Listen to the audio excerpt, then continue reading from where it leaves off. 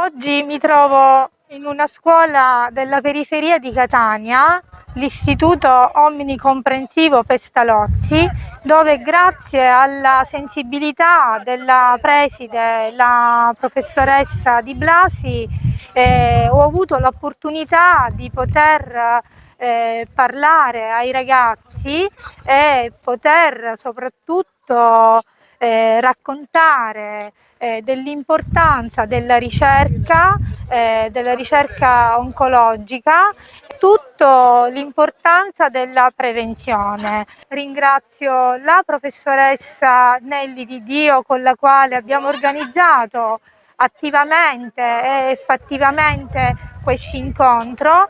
E per ultimo, ma non perché ultimi, ringrazio i ragazzi che sono stati molto attenti. Questa cosa veramente voglio sottolinearla perché nonostante quello che si possa pensare o dire, ho trovato molta partecipazione e sensibilità in questa bellissima realtà che è il Librino.